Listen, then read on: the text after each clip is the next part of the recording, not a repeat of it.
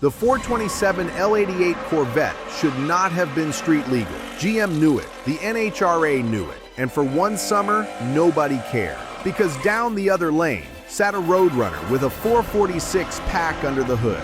Two cars, two factories, two official horsepower numbers that were both lies. GM told the public the L88 made 430 horsepower. The actual number, documented on independent dynos, was closer to 560. Chrysler said the six-pack made 390. Street testers laughed. This is the race the manufacturers didn't want compared. We're comparing them anyway. The year is 1969. Detroit is at war with itself. Insurance companies are threatening to blacklist any car that advertises over 10 pounds per horsepower. The factories respond by lying on the window sticker. Both cars are built to win drag races. Both cars are officially underrated. The strip reveals everything. Let's start with the car that almost never made it to the street. The L88. GM built 116 of them in 1969. 116. GM actively tried to discourage civilians from buying it. No radio, no heater, a compression ratio of 12.5 to 1 that required 103 octane racing fuel. Try running that on pump gas. Your pistons would be shrapnel before you hit second gear. The L88 breathed through a single massive Holley 850 CFM carburetor sitting on top of an aluminum high-rise intake.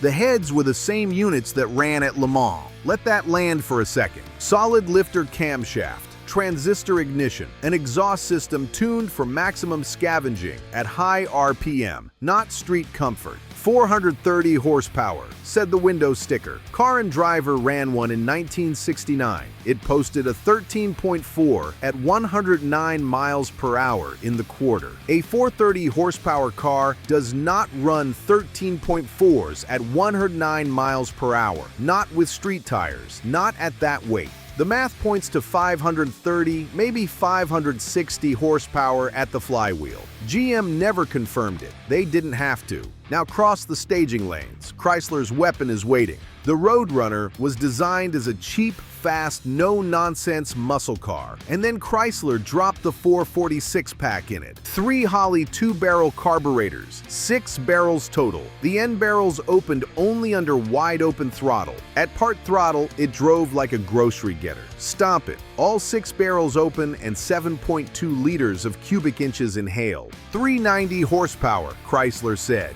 390. Motor Trend ran 1 to 60 in 6.0 flat and covered the quarter in 13.5 at 105. A 390 horsepower car, weighing over 3,400 pounds, does not run 13.5s. The real output was north of 450 horsepower. The 440 was torque. Massive, brutal, low RPM torque. 490 pound-feet on paper, likely 530 in reality. Where the L88 Corvette screamed at high RPM, the six-pack Roadrunner launched on a wall of torque that arrived instantly. Two completely different philosophies. One track, one winner.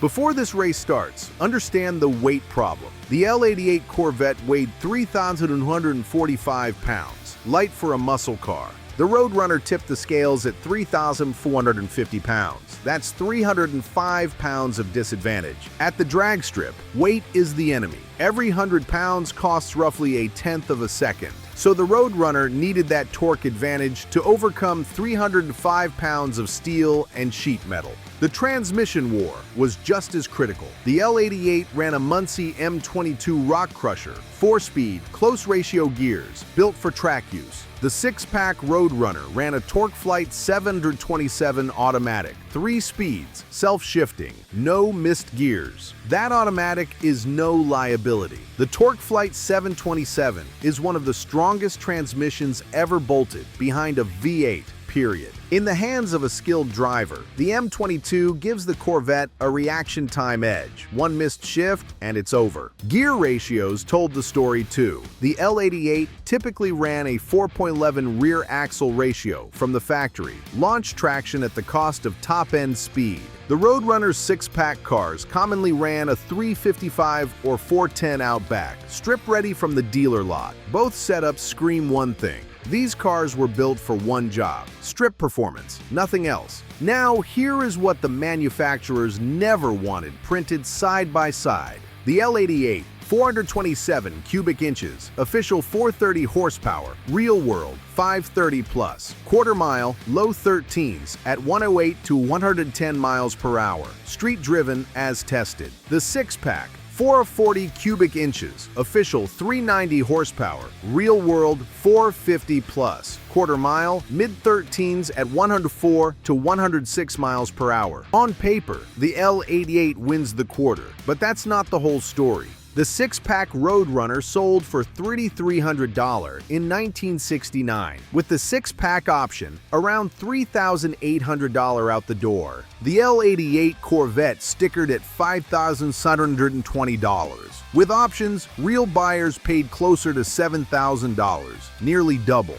Chrysler built the Roadrunner to beat cars that cost twice as much. That was the whole point. Now we go to the line. This is what you came for. Both cars pre-staged, both engines at idle. The L88 has an angry, lumpy cam idle. The six-pack settles into a deep, confident rumble. Stage lights on, both cars creep forward. The L88 driver blips the throttle to keep the cam on its power band. Miss that rev window and the motor bogs. The Roadrunner driver breathes. The torque flight does most of the thinking for him. 3 yellows. Green. The L88 launches hard. Rear Goodyears chirp and bite. The nose rises. This car is angry. The Roadrunner storms off the line. 490 pound-feet of torque, loading the rear suspension. No drama, just forward. Through the 60-foot mark, the Roadrunner is even. The torque advantage is real at launch. Then the L88 hits its power band. The 427 starts to scream above 4,000 RPM. This is where that motor lives. The Roadrunner shifts. The torque flight is flawless, but the displacement advantage is fading against the L88's raw horsepower. At half track, the L88 has a half car length. It is not pulling away. The Roadrunner is fighting. The L88 driver hits third gear, clean shift. The engine note changes, higher, harder, meaner. The Roadrunner is not done. The six-pack pulls hard to its own power peak, and at 105 miles per hour, it is still rowing. The traps. The L88 crosses at 109 miles per hour. The Roadrunner crosses at 105. The slip reads, L88, 13.4 seconds. Roadrunner, 13.7 seconds. 3/10. In drag racing, that is a car length. The L88 Corvette wins, but 3/10 is not a beatdown. It is a margin that disappears with a better driver or a different track. Here is the real verdict. A car that costs nearly double, running on 103 octane race fuel with no amenities, barely beat a grocery getter from Plymouth. Put pump gas in the L88. The Roadrunner wins, every time. That is the context both factories wanted buried. The L88's win was conditional. The Roadrunner's performance was not. Now the aftermath, because the story does not end at the strip.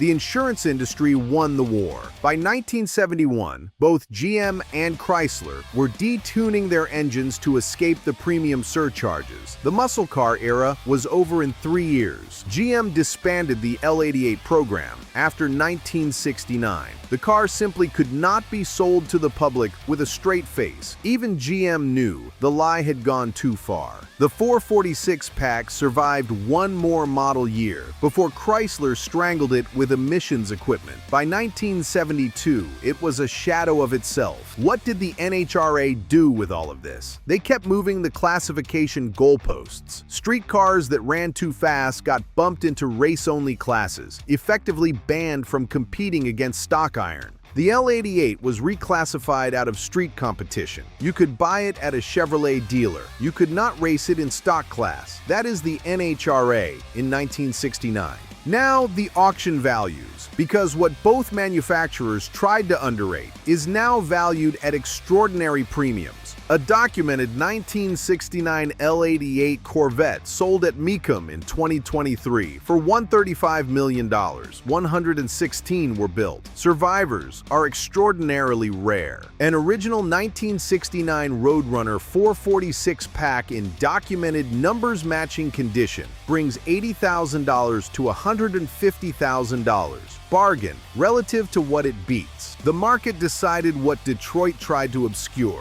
The L88 is a unicorn. The six-pack Roadrunner is a legend. Both deserve the title. The drag strip never lied about these two. Every tenth of a second was earned. Every horsepower number on those window stickers was a calculated deception from the men in the boardroom. If you want to see what happened when the NHRA tried to ban an entire drag racing team for running numbers nobody believed, that video is right here. Subscribe. The drag strip doesn't lie, and neither do we.